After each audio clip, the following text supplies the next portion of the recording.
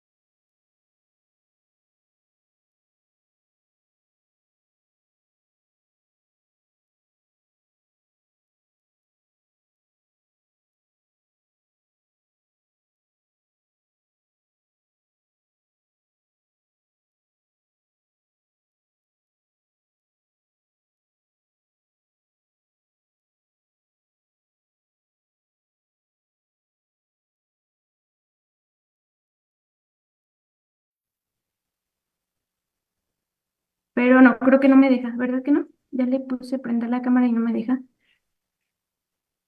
Una disculpa. Sigue sin verse. Sí,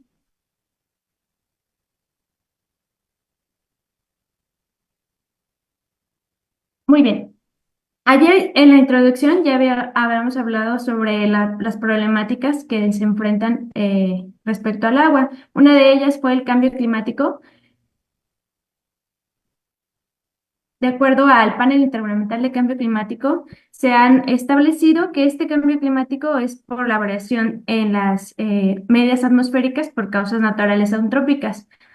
Cuando empezó este panel intergubernamental a preguntarse qué está pasando, por qué está cambiando la temperatura y la precipitación, se investigaba pues a un culpable.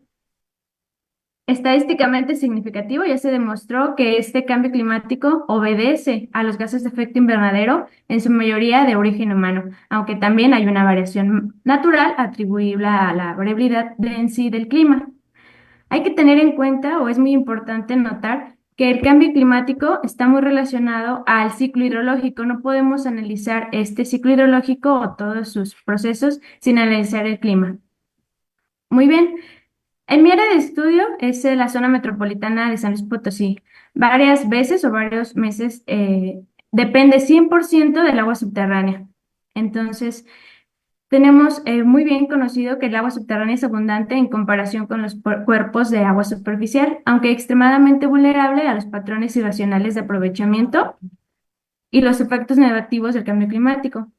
¿Qué provoca esto? Pues que se acentúe la brecha entre la oferta y la demanda en los sectores doméstico, agrícola e industrial, impactando de forma negativa al medio ambiente. Tanto así que el agua subterránea es indispensable para el desarrollo de la humanidad y desempeña un papel central en el mantenimiento de los riesgos geológicos y geoquímicos fundamentales para la producción de servicios ecosistémicos. En todo el país ya se tienen serias evidencias de los problemas que se enfrentan. Por ejemplo, la comunidad sin acceso a agua de calidad, a veces también de cantidad, pero pues la mayor importancia es que no haya agua de calidad, ya sea por una contaminación antropogénica o una contaminación natural, una mala gestión del crecimiento urbano en la ciudad, la contaminación y la sequía meteorológica. Hablando sobre el futuro, sobre el empoderamiento del futuro al agua en el país, había que mencionar la población en México. En un futuro, ¿cuántos mexicanos seremos? En el 90 se tenían 81,2 millones de habitantes. Al 2024 se registraron 132,3 millones de habitantes. Aquí tengo una estimación de la ONU. En 1996, analizando la tasa de crecimiento actual, en ese año, en el 96, se decía que si seguíamos con ese crecimiento de 5 a 6 hijos por mujer, llegaríamos a 231,8 habitantes en el 2050. Esa era como que el más extremo. También se tenía otra estimación, que si se bajaba la población o el número de hijos, íbamos a llegar a 127,7 millones de habitantes en el 2040. Contemplando a la población que tenemos actual, los millones de habitantes que ya somos, ninguna de las dos estimaciones fue correcta. No se predijo el futuro de manera correcta. ¿Por qué? Porque ocurrieron varios factores. En 2025, la CONAPO hizo otra estimación. Plantea que para 2050 tendremos 147.2 millones de habitantes y para el 2060, 152.3 millones de habitantes. 155.3 millones de habitantes que tendremos que tener agua en cantidad y calidad. Un reto muy grande. Hablando sobre la zona metropolitana de San Luis Potosí, es una zona que tiene un acuífero delimitado, tiene una baja recarga y su calidad se ve comprometida por las condiciones de flúor. Esta región, el estado se divide en cuatro regiones. La región norte es una región desértica, la región centro, donde se produce la mayor parte del Producto Interno Bruto y donde también está la mayor parte de la población. En todo el estado hay 2.3 millones de habitantes y solo en esta región hay viviendo 1.3 millones de habitantes. Más del 50% vivimos en la zona metropolitana de San Luis Potosí. Después se tiene la región media, donde se producen algunas hortalizas, de jitomate, naranja, es la región media. Y al sur, a la región húmeda, una región húmeda que sí tiene cuerpos superficiales, pero que también no sufren de una mala gestión o que a la menor sequía hay un estrés importante. El agua utilizada entonces en la zona metropolitana es para el abastecimiento público urbano, para la industria y para la agricultura. Más problemas ambientales en la zona metropolitana de San Luis Potosí. Resulta que alrededor de la zona metropolitana, bueno, esta zona es considerada como el Valle de San Luis Potosí. Entonces, alrededor hay dos sierras, la Sierra de Álvarez y la Sierra de San Miguelito, y se ven afectadas por múltiples impactos, entre ellos el cambio de uso de suelo, incendios y la erosión. En estos incendios han afectado de manera muy preocupante. En 2024 también ocurrieron, hace un año también hubieron incendios en la Sierra de San Miguelito. El gobierno del estado dijo que en esta ocasión la superficie dañada no fue tan grave en comparación con el año 2019, cuando el fuego se extendió por 11.500 hectáreas y se tardó más de un mes para poder apagarlo. Si estamos viendo de cara al futuro, que estos eventos van a seguir ocurriendo. ¿Por qué? Por la sequía, por el cambio de uso de suelo y porque no se tiene una buena gestión de que si ya se están ocurriendo, habría que tener brigadas preparadas, aclamando a vísperas de las técnicas de protección civil y brigadistas. También todos estos fenómenos impactan la recarga del acuífero. ¿Por qué? Porque si no se tienen la vegetación, los árboles en la Sierra de San Miguelito, cuando llueve no se queda el agua ahí, más bien se escurre al valle y el valle, pues esta zona metropolitana está toda pavimentada, toda ya construida, entonces el agua se pierde. Va a dar a donde termina la cuenca, entonces los pozos no se recargan. Estos impactos se preveían que iban a pasar en algunos años, en algún futuro, pero ya se están viendo, ya hay muchos pozos que han muerto, muchos pozos que ya no tienen agua, y las soluciones que encontramos en la gente que administra este bien, el agua, son soluciones como placebo, soluciones rápidas, entre ellas más pozos, pues si se me acaban pozos, pues voy a perforar más pozos y quien le falte agua, más pipas. ¿Qué se plantea en este trabajo de investigación? Se plantea actualizar la información. Se tiene información por parte de Conagua y por parte de la misma Universidad Nacional de México y por la Autónoma de San Luis Potosí, pero con datos de 2004, o sea, más de 20 años que no sabemos qué hay en esos pozos, qué cantidad, qué calidad se tienen o qué abatimiento están teniendo. Se requiere este estudio. También, después de esa información, usarla, no solamente tenerla y ya conocemos qué pozos nos sirven o no, más bien influir en la comunidad para lograr un derecho humano al agua mediante un programa de comunicación de riesgos. En este mapa pueden observar, es la zona metropolitana de San Luis Potosí. Esta cuenca de estudio es una gran cuenca.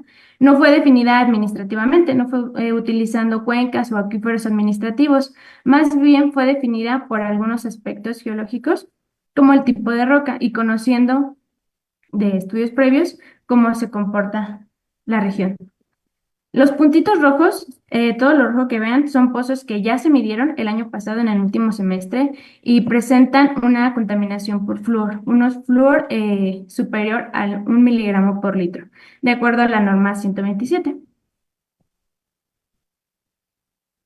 ¿Por qué nos importan los fluoruros? Porque la teoría nos dice que esta zona ya pues tiene un gran problema por fluoruros y tiene un riesgo a la salud.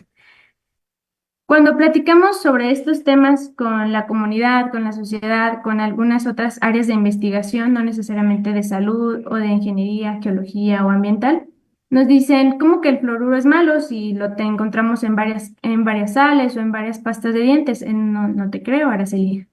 Pero pues sí, la forma en la que comunico, porque a bajas concentraciones el fluoruro sí es bueno y lo utilizamos en la pasta de dientes para tener unos dientes fuertes, pero a altas concentraciones, según estudios a más de 0,7 miligramos por litros, esta exposición está relacionada con fluorosis dental, fluorosis esquelética y efectos reproductivos a las alteraciones en la fertilidad masculina y daño neurológico. Hasta hace unos años, en la década de los 90 se tenía un grave problema y gracias a un programa de comunicación de riesgos se pudo minorar y hacer conciencia en las personas de que no se tomaran agua de la llave, más bien agua purificada, agua de garrafón.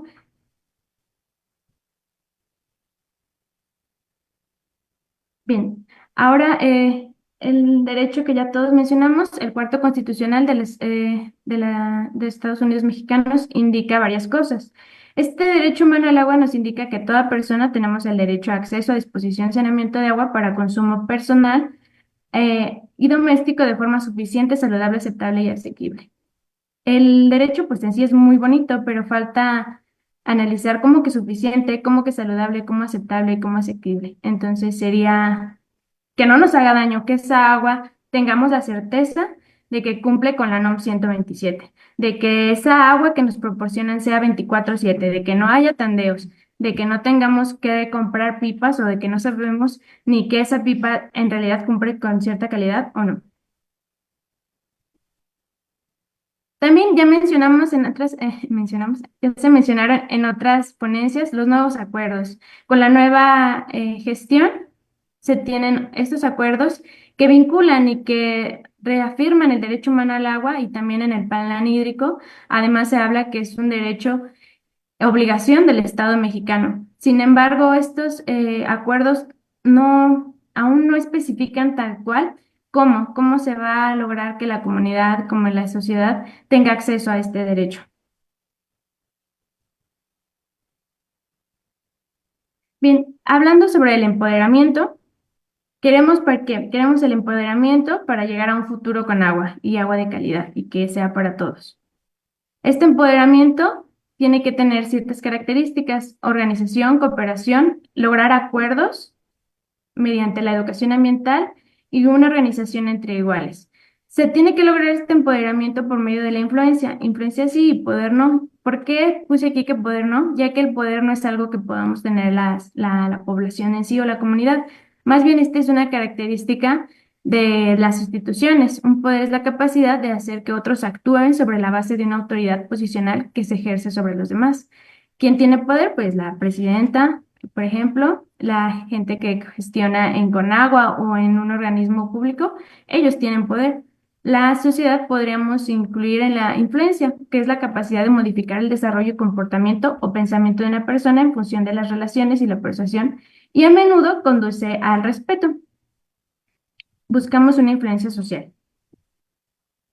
Bien, el poder incluye entonces una variedad de formas para influir sobre las poblaciones seleccionadas para que actúen de acuerdo con los deseos del poseedor de poder. El poder y la influencia se utilizan para hacer que otros actúen. El poder se basa en la autoridad posicional, mientras que la influencia se basa en las relaciones. Y también los líderes usan varias fuentes de poder para hacer que otros actúen o cambien de comportamiento. En sí, sí ya vimos toda la problemática relacionada con el agua, tanto ambiental como socialmente y económicamente. Además, se requiere entonces que la comunidad pueda influir en el empoderamiento y en el poder, perdón, para que se logre este derecho constitucional. Tanto así que se busca responder a las preguntas: ¿cómo cumplirlo? ¿Quién lo va a monitorear? ¿Quién va a evaluarlo? cómo se va a cumplir y cómo influye la comunidad para lograr este derecho constitucional. Y a manera de conclusión, pues se sabe que es un problema complejo. ¿Qué hacer mientras no se cumple el derecho humano al agua? No podemos asegurar que se va a cumplir el derecho humano al agua por estos dos factores que hemos visto en todas las plenarias, pero ¿qué hacer mientras no se cumple? Tal vez si conozcamos que es el bien más preciado, incluyendo el agua superficial y subterránea, que se requiere agua de calidad y cantidad, que se requiere organización, que se requiere coordinación y cooperación entre iguales y una educación, partiendo de comunicar es la clave, se puede crear cierta o de manera pequeña o mínima una influencia, pero partiendo una y otra vez, crear más influencia hasta tener una influencia social tal que la comunidad se empodere y tenga un futuro con agua. Hablando sobre este foro del agua, también no hemos definido, no se ha definido hasta el momento qué es futuro. Me permito definirlo con este concepto que nos agradó a mi asesor y a mí, que partimos de que el futuro es el producto de la combinación dinámica y la interacción entre la necesidad, la contingencia, la oportunidad de la opción. Tenemos una necesidad que será el agua, una combinación dinámica entre estos factores, la contingencia porque hay muchos problemas, la oportunidad y la opción de qué hacer. Entonces, en el futuro se crearán las bases para poder lograr cumplir el cuarto constitucional. Más bien, sería una de las preguntas para concluir. Y sería todo. Muchísimas gracias.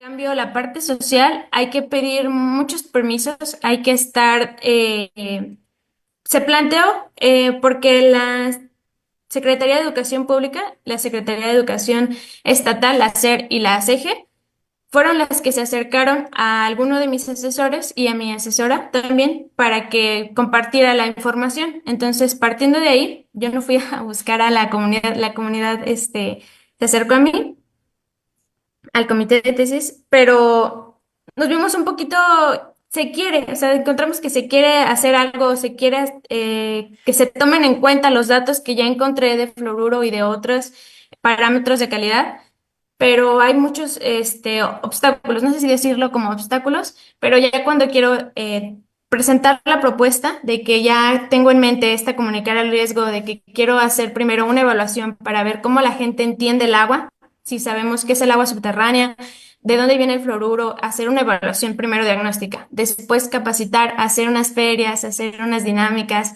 juegos, canciones o alguna forma que me invente para comunicar lo que yo encontré. Me dicen, no, los papás no pueden ir porque no tienen todo tu tiempo, Araceli. Los maestros tienen un área que deben de cumplir, entonces no te pueden dar muchos días del semestre o del ciclo escolar. Los niños también, no puedes sacarle sangre, ni orina, ni para hacer otras pruebas. Entonces es limitado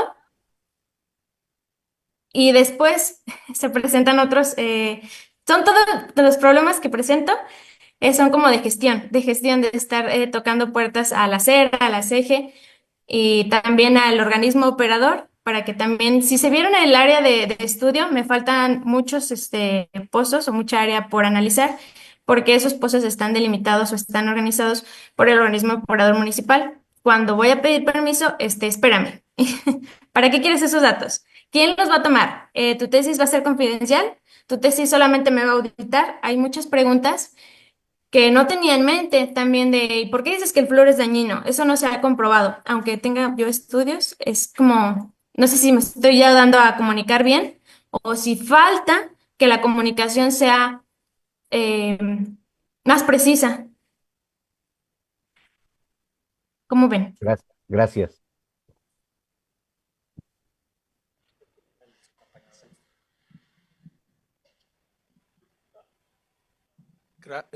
Gracias, Gonzalo. No, pues, creo que queda claro que este foro se encuentra frente a las dos complejidades con grandes riesgos. Los riesgos y las complejidades en el ámbito de las ciencias sociales, la precariedad de nuestras instituciones, el nivel de conocimiento y de involucramiento de las comunidades en su problema básico que es el agua. Y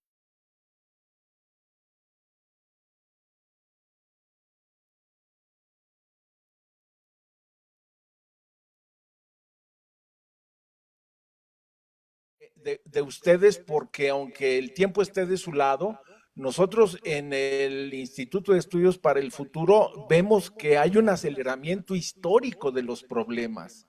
Estamos ante un problema de Sí. sobrevivencia y de alerta, tanto frente a las dificultades que implica un Estado fallido en las áreas rurales particularmente, como en la gravedad de los problemas que se nos vienen en el estiaje de una temporada donde la escasez y el estiaje y la van a ser muy profundos y no se encuentra, digamos, este foro yo creo que va en ese sentido, a preparar a la sociedad para los meses que vienen y los años que vienen ante las dificultades que tenemos con el problema del agua. Entonces yo quiero simplemente reconocer la tarea de los organizadores de este foro porque es fundamental para su formación y para observar que no están tanto en el futuro como que el futuro ya está en el presente. El problema se nos viene de una manera que necesitamos pensar en términos de que ya estamos en el problema, ¿no? O sea, no. Bueno, es todo lo que quería decir. Felicidades, Araceli, por tu tesis y creo que mostraste bien el problema tanto de el peligro en las ciencias sociales como el peligro en las ciencias naturales. Gracias a usted, profesor. ¿Hay otra pregunta? Hola, mucho gusto, soy Uriel. Bueno, a mí me llamó mucho la atención tu ponencia, me gustó mucho. Muchas felicidades por tu labor también, porque yo creo que si nos inspira es un poco como lo que todos nosotros quisiéramos llegar a hacer. Y se me quedó muy marcado lo que comentabas de la problemática de los pozos, ¿no? Que pues si no se están secando, entonces se están contaminando, ¿no? Los que no se están secando se están contaminando.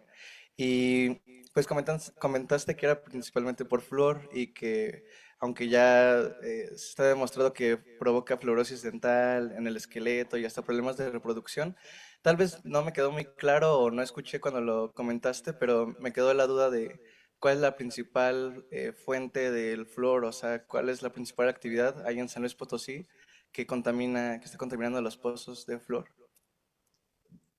Sí, creo que lo comenté de manera muy rápida, lo dije de manera natural, pero eso es una definición errónea. Es de manera geónica. Las rocas de San Luis Potosí son rocas que el doctor Samuel el doctor Gonzalo, perdón, él sí se acuerda qué rocas exactamente son las rocas volcánicas que hacen que naturalmente esté contaminado por flúor el acuífero profundo de San Luis Potosí. Y arsénico, Y arsénico, aquí, sí, sí, sí, claro. El flúor siempre está le gusta mucho estar con el arsénico. Entonces, y también a temperaturas mayores de 30 grados, 36 grados, vamos a encontrar flúor y arsénico. Entonces, cuando yo voy y hago la primer muestreo de sacar el agua y veo que la sonda me dice 36, 33, ya sé que eso es fluoruro, aunque todavía no lleve al óptico o al masas, es muy, es así, así es la teoría y se ha cumplido con mis pozos.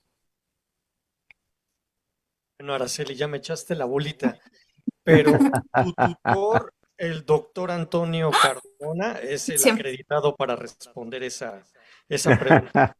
El doctor Antonio Cardona, que es un hidrogeoquímico muy prestigiado ahí en la Universidad Autónoma de San Luis Potosí, en la Facultad de Ciencias de la Tierra, él tiene al menos 3 papers con esa respuesta.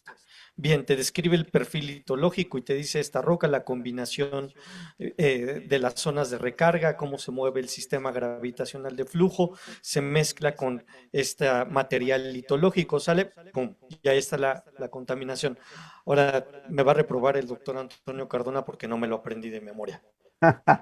No me acuses, Araceli, por favor, ¿eh? No, doctor, Nada guardamos más el les dan secreto mis todos. saludos, por favor. Sí, Felicidades, Araceli. Gracias. Le cedo gracias, el uso a doctor. Mauricio. Muchas gracias, Araceli. Gracias.